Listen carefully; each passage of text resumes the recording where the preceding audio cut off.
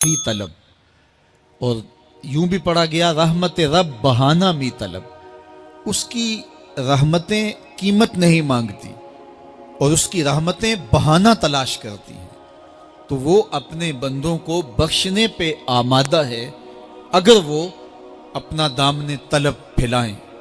कुरान मजीद में एक मुकाम देखिए कितना दिलावेज है। फरमाया मा यफ़अलुल्लाहु बिअज़ाबिकुम, अल्लाह तुम्हें अजाब दे के क्या करेगा। उसकी ये चाहत नहीं है कि तुम्हें अजाब में मुब्तला करे, उसकी चाहत यह है कि तुम उसकी चौखट पे आओ, झोली फैलाओ, उससे खैरात और रहमत मांगो और वो तुम्हारे माजी के सारे गुनाह माफ़ करके, सारी गलतियां माफ़ करके तुम्हें अपनी रहमतों से माला माल फरमा दे। तो वो बंदों को बख्शने पे, बंदों की मग़फ़रत करने पे आमादा है और उसकी रहमतें बहाने तलाश करती हैं। अल्लाह अकबर। और दूसरी जानब उसके बंदे, उसके ममलूक, उसकी मखलूक और मखलूक की गुनाहगार और नेकोकार उसकी रहमतों के तालिब होते हैं, बल्कि वो गुनाह करने के बाद जब माफ़ी मांगते हैं तो अल्लाह को ये माफ़ी बहुत पसंद है। माफ़ी मांगना, उसके हुजूर अपने दामन को फैलाना, वो उसको बहुत ज़्यादा महबूब है। इंसान की फितरत के अंदर गुनाह रखा गया है। आग, हवा, मट्टी, पानी, ये इन चार चीज़ों का मुरक्कब है। इसके जो अनासर हैं उसमें कभी एतदाल कायम नहीं रहता और इससे गुनाह सरजद हो जाते हैं। गुनाह करने के बाद बंदे का उस गुनाह पे असरार करना, अड़ जाना, जिद करना, तौबा न करना, अल्लाह को ये पसंद नहीं। लेकिन अगर उससे गुनाह सरजद हो जाए तो फिर वो तौबा कर ले तो अल्लाह को ये बहुत ज़्यादा पसंद है। जो उससे हो सके नेकी वो अल्लाह के हुजूर पेश करे, लेकिन उसके अंदर जो शर रखी गई है, उसके अंदर जो कुव्वतें गुनाह की रखी गई हैं, उससे अगर उससे गुनाह सरजद हो जाए तो फिर वो अल्लाह से तौबा करे, अल्लाह की तरफ रुजू करे, तो अल्लाह उसकी तौबा को न सिर्फ कबूल करता है बल्कि उसके गुनाहों को माफ़ करता है और गुनाहों को बदल के नेकियों में तब्दील कर देता है। जब गुनाह नेकियों में तब्दील हो गए तो जितना बड़ा गुनाहगार था उतना बड़ा नेकोकार हो गया। हज़रत सैयदना उमर रज़ी अल्लाह ताला अन्हु बाजार में जा रहे थे तो एक शराबी ने हाथ में बोतल पकड़ी थी शराब की। तो हज़रत उमर हाथ में दुर्रा रखते थे और आपका जाहो जलाल दीदनीत होता। तो जो ही हज़रत उमर रज़ी अल्लाह ताला अन्हु को उसने देखा तो डर गया और दिल ही दिल में कहा, ए अल्लाह, आज उमर के कहर से बचा ले, मैं तेरी बारगाह में सच्ची तौबा करता हूँ। और जल्दी से शराब को बगल में छुपा लिया।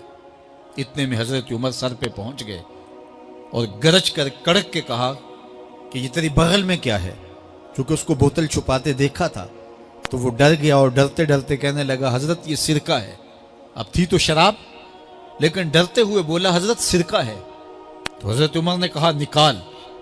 जब निकाला तो शराब नहीं थी, वाकई सिरका बन चुका था। तो जब अल्लाह के हुजूर कोई तौबा करता है, अल्लाह उसके गुनाहों को बदल के नेकियों में तब्दील कर देता है।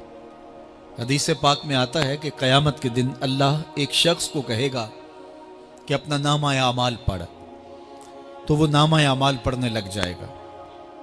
तो नामा आमाल के अंदर छोटे गुनाह भी होंगे, बड़े गुनाह भी होंगे।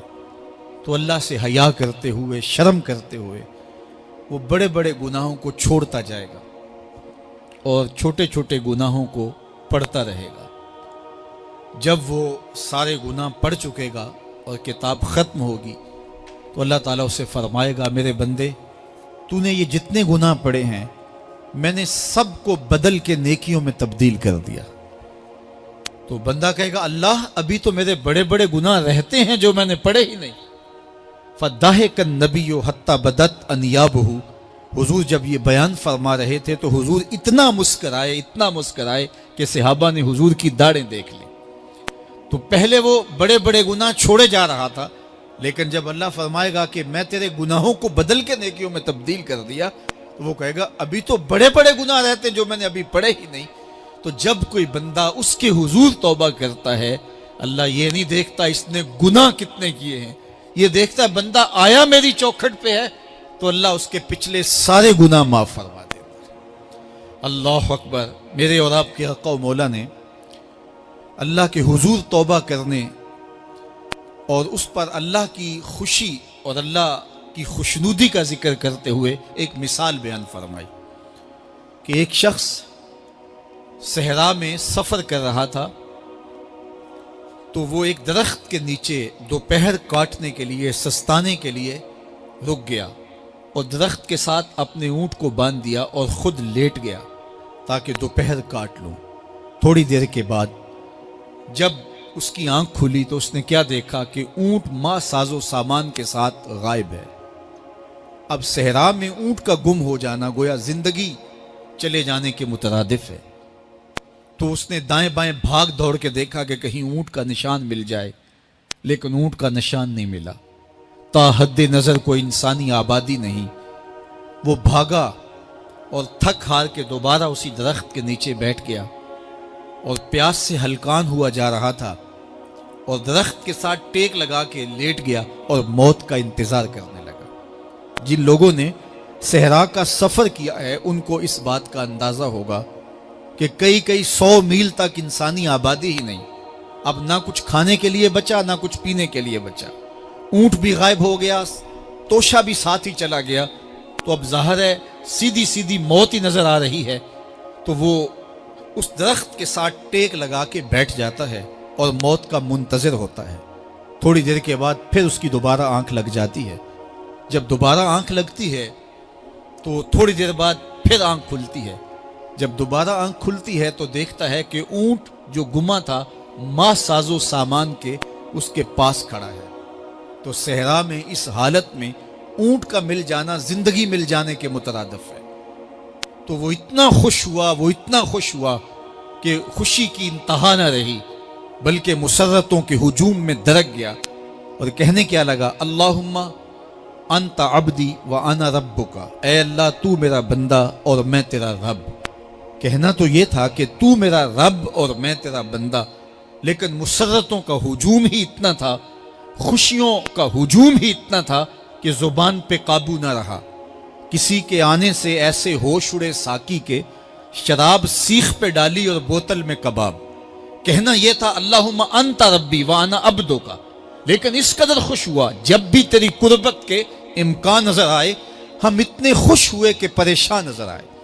تو کہنا یہ تھا کہ اے اللہ تو میرا رب اور میں تیرا بندہ، لیکن خوشیوں کے ہجوم میں وہ کہتا ہے اللہم انت عبدی وانا ربک، اے اللہ تو میرا بندہ اور میں تیرا رب۔ حضور یہ بات بیان کرنے کے بعد صحابہ سے پوچھتے ہیں کہ ذرا بتاؤ اس بندے کو کتنی خوشی ہوئی کہ خوشی میں زبان بھی قابو نہ رہی اور اپنے آپ پہ کنٹرول نہ رہا، اور خوشیوں کے ہجوم میں اسے یہ بھی پتہ نہیں چل رہا کہ وہ کیا بول رہا ہے۔ تو صحابہ نے عرض کی حضور بہت زیادہ اسے خوشی ہوئی۔ تو میرے حضور نے یہ بات کرنے کے بعد ارشاد فرمایا، جس طرح اس کو گما ہوا اونٹ ملا اور اس کی خوشی کی انتہا نہ رہی، تو فرمایا جب کوئی شخص توبہ کرتا ہے اور اللہ کی حضور پلٹ کے آتا ہے، گناہوں سے معافی مانگ کے اس کی دہلیز پہ آتا ہے، میرے حضور نے فرمایا اللہ اس سے بھی زیادہ خوش ہوتا ہے کہ میرا بندہ میری چوکھٹ پہ آ گیا۔ تو وہ یہ چاہتا نہیں کہ اپنے بندوں کو عذاب دوں، وہ خود آگ میں چھلانگے لگائے تو اس کی مرضی، اگر گناہ سرزد بھی ہو گیا ہے تو کوئی بات نہیں، معافی مانگ لی جائے۔ آپ نے نام سنا ہوگا محمود غزنوی اور ایاز کا، ان کا باہم محبت کا رشتہ بہت گہرا تھا۔ ایاز ٹوٹ کے چاہتا تھا بادشاہ کو، اب دیگر مصاحبین حسد کرتے تھے، بغض رکھتے